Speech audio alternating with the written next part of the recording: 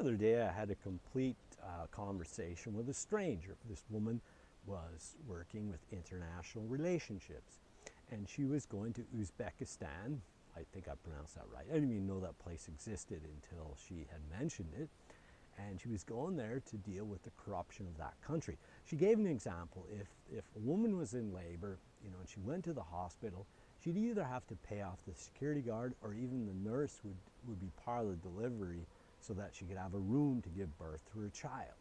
So this woman was going there in hopes of at least alleviating some of the corruption. And she knew she was never going to eliminate all of it, and yet she still wanted to do her part. Now, interestingly enough, this woman has two daughters. The 14-year-old has no interest in what mom does.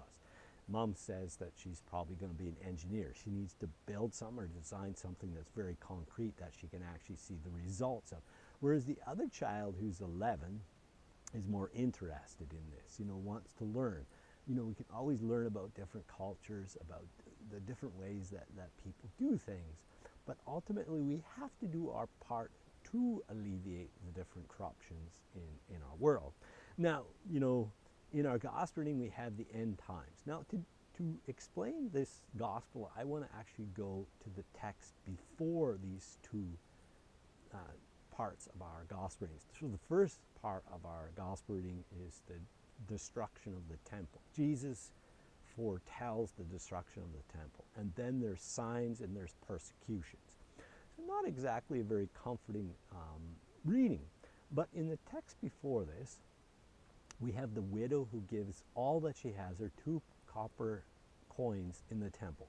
Now, if she would have known that the temple's going to be destroyed, if she would have known there's going to be all kinds of wars and nations against nations and kingdoms against kingdoms, and there's going to be great earthquakes, would she still have given her all?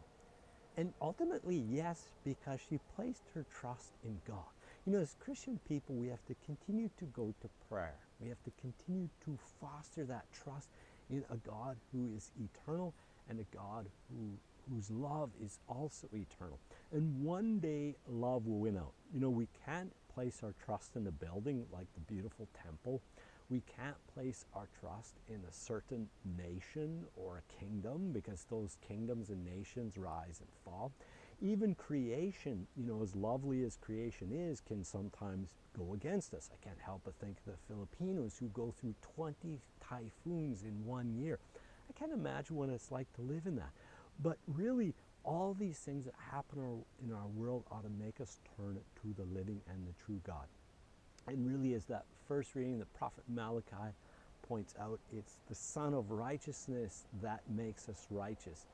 We all have a level of corruption within us, and yet the Son of Righteousness, Jesus the Christ, takes care of that through his death and resurrection.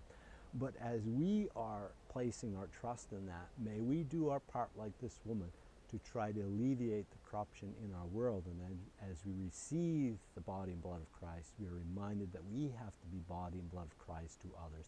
We have to do our part to make the world a better place.